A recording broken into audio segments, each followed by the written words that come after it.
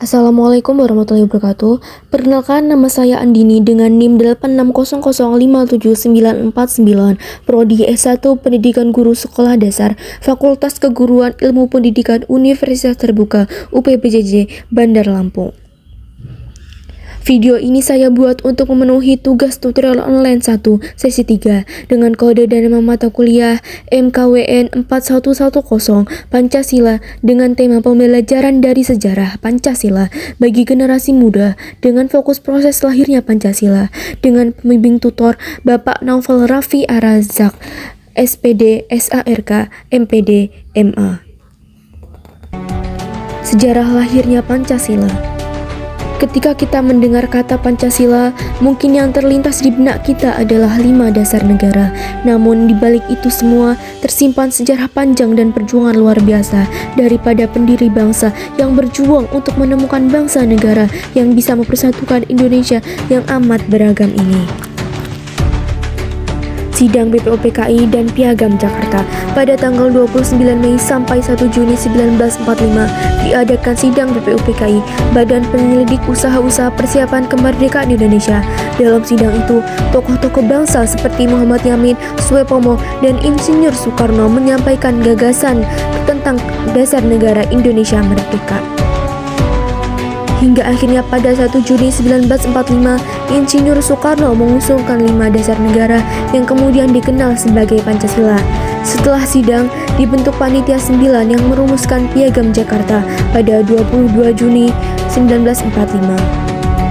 Piagam ini menjadi dasar perumusan pembukaan Undang-Undang Dasar 1945 dan akhirnya Pancasila disahkan pada 18 Agustus 1945 oleh PPKI sebagai dasar negara Indonesia. Nilai-nilai Pancasila yang tercermin dari proses lahirnya Pancasila, kita bisa melihat nilai-nilai penting yang terkandung di dalamnya, yaitu 1. Nilai persatuan, karena para pendiri bangsa rela berkorban dan menurunkan ego demi kelompok persatuan Indonesia. 2. Nilai musyawarah dan mufakat, karena keputusan diambil melalui diskusi dan kesepakatan bersama. 3. Nilai toleransi dan kebinekaan, karena Pancasila dirumuskan untuk semua rakyat Indonesia tanpa memandang perbedaan.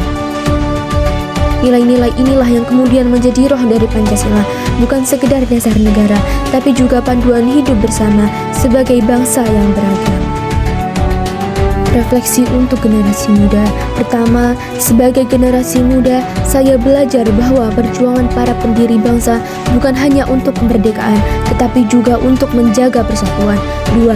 Dari sejarah lahirnya Pancasila, kita diajarkan untuk menghargai perbedaan, berdialog dengan damai dan menjunjung rasa persaudaraan. 3. Nilai-nilai Pancasila masih sangat relevan hari ini, misalnya saat kita bersikap toleran, saling membantu, dan menjaga kerukunan di sekolah maupun di masyarakat. 4. Kalau generasi muda bisa mengamalkan Pancasila, Indonesia pasti akan semakin maju dan damai. Kesimpulannya adalah perjalanan sejarah menunjukkan bahwa Pancasila bukan hanya sekedar dasar negara, tetapi roh dan jiwa bangsa yang menuntut Indonesia melewati berbagai masa perjuangan, perpecahan, otoritarianisme, hingga demokrasi.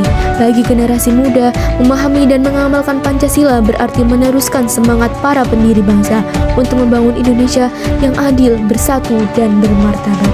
Saya akhiri, wassalamualaikum warahmatullahi wabarakatuh.